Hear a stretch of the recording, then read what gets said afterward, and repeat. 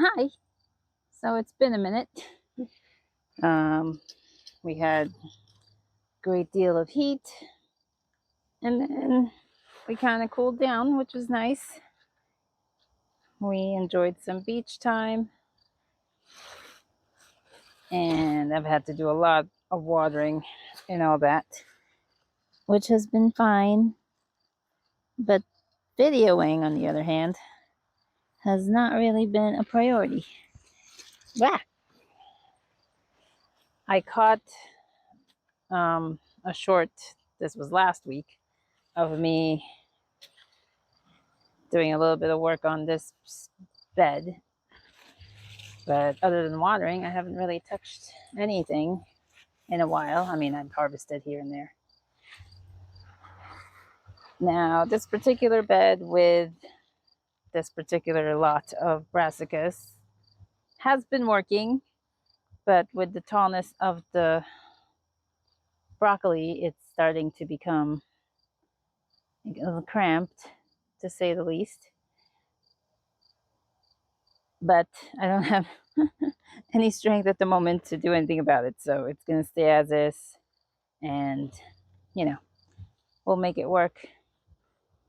Now, I don't know what it is about me, my space, my climate, but broccoli takes 1.5 years to head.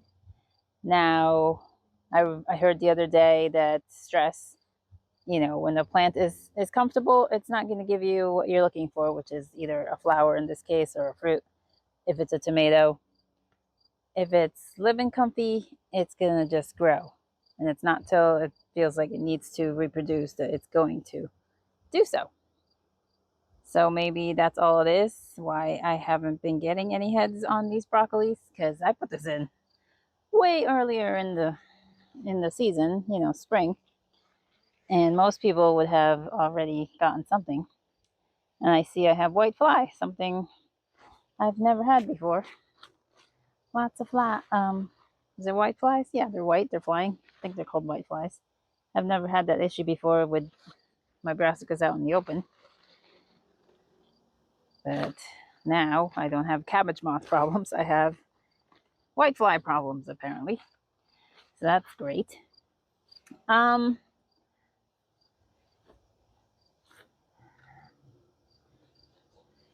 so the plan is to make shorter videos for a little bit and just catch you up on most of the garden spaces. And then obviously garden tour at the end of the season. I mean, at the end of the month here for August. But yeah, it's just been a lot, and I pretty much go through this every so often that I'm not motivated to do. No. I'm not motivated to do like big things because there's so much other stuff that needs to get done. So I'm going to just highlight certain beds or spaces. It could be, one raised bed, or it could be a whole area. Like today, I'm just going to do this space. Maybe tomorrow I'll do that, which is even smaller, and pair it with that, which is just a little container. Just to give you, an overview of what's in it, what's I'm experiencing, how it's going, that sort of thing. So I really wish I could unnet this, but the cabbage moth never sleeps, never dies. So if I am ever going to get flowers out of the broccoli that I want to enjoy ingesting, not having to worry about the little caterpillars, then it has to stay covered up. Um, and I can't really raise the spikes too much higher because the net will then not get covered on the bottom. And also, what was the other thing? It's just going to sink. The net is going to sink. The spikes are going to sink back in the ground because it's not like it's touching solid ground now. If I raise it up, it's just going to sink back down. Even if I put it in a different space, it's still going to eventually just sink down with the weight of the netting. But then again, the foliage is pushing it up, so maybe that will do something. All right, I'll try that. Let's see.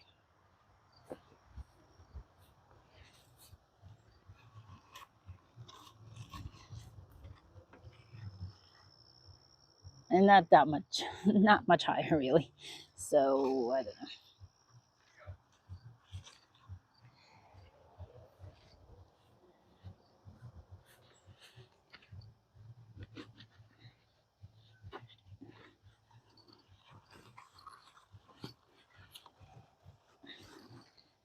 All right, we'll try that.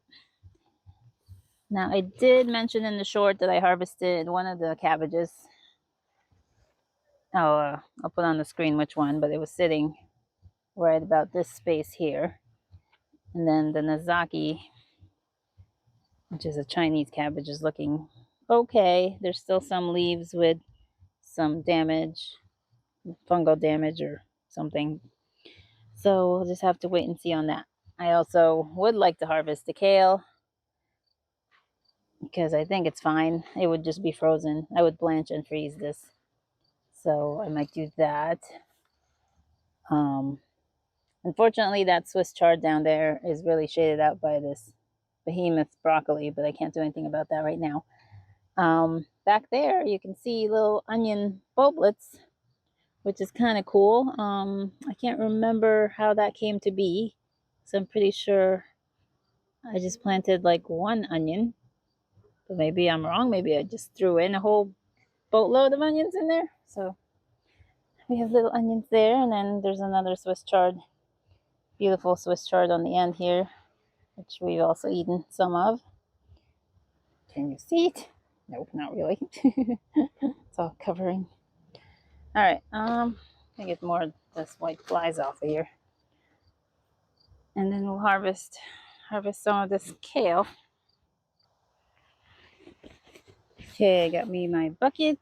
Now we're just gonna snip or snap.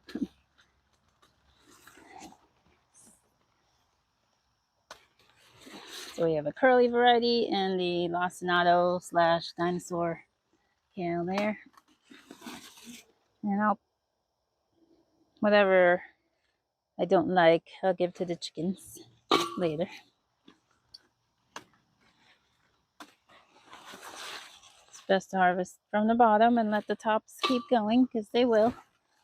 They're biennial, so they won't flower till next year.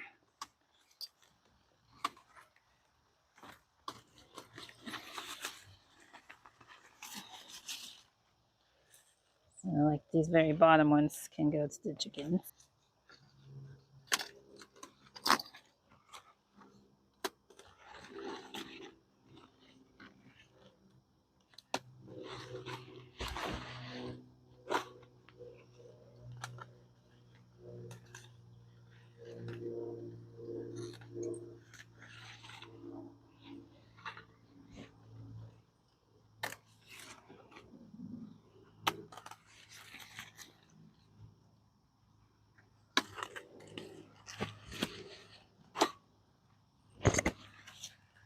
A couple more.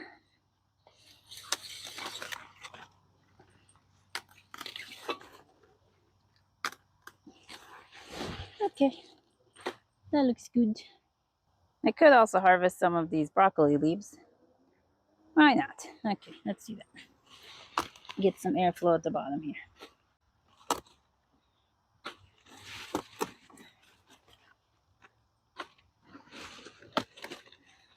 And this might be stress enough to induce flowering.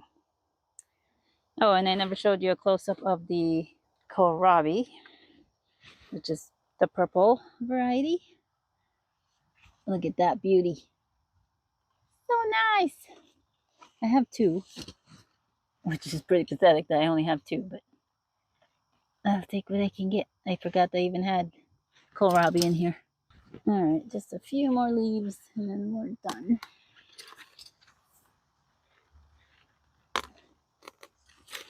Now the thing about harvesting the bottom leaves is that it makes the top even heavier, or it makes it top heavy and more apt to leaning.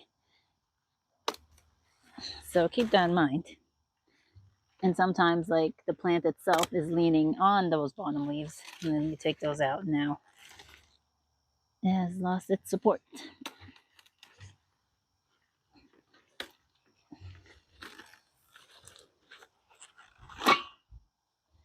Take this one. This one.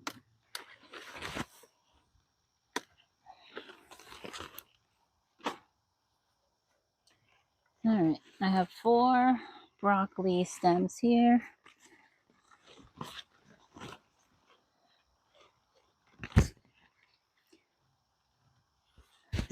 It's like 2 and 2. And then I have the 2. What's this coming from? I have some leaves of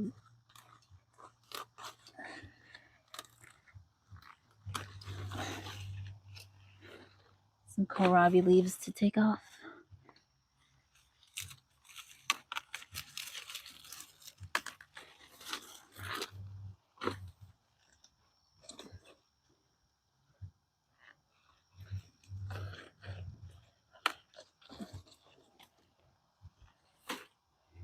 Okay, I think that's enough carnage for one day.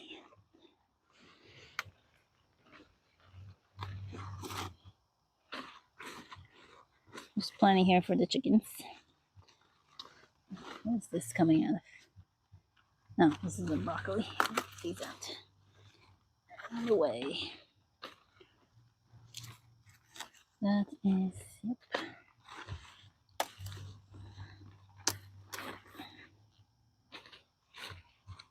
And one more.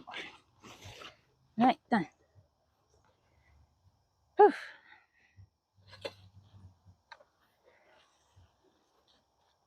All right, we got some more airflow in there.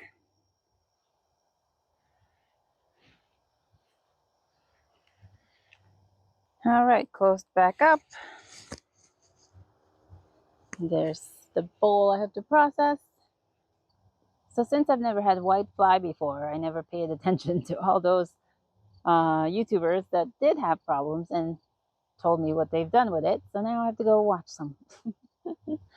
I think being in an enclosed space is definitely like people with greenhouses. I think they suffer most from that white fly stuff. So there's that. So now I got to go process the greens. So it's all well and good, like the time that it takes to plant it and grow it. Then the time that you have to harvest and process it is like an afterthought, and then it's like another insurmountable hill sometimes for me anyway. But I have time. Yeah, I have time to do it and some energy left to do it. So I will. And what else? Yeah, I guess I'll be trying to keep up with the videos this next couple of weeks. The end of the month is going to be tricky because we usually have like my big Labor Day party, which takes me days to prepare for. So there'll be probably a lag for that. Oh, let's not forget Monday, this Monday coming up. I don't know what the date is. I don't know what today's date is. Live. I'm doing my live on my channel with Healy Means at Healy Means. We will be discussing, haven't exactly figured out the title, but something about like anecdotes, old wives' tales, just these practices that, not practices, these garden myths, tips and tricks, you know, that keep going around and around and around. And some of them are just so bogus and so annoying that they keep coming up to new gardeners, constantly hearing about them and sharing. And then there are some that just depends on where you are, pretty much.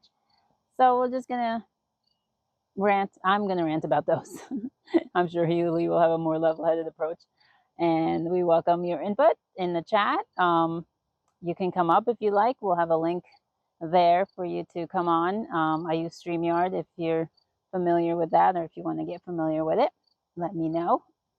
Also, I welcome guests or live streams any other time of the week if you need to practice your skills or just want to chat with somebody.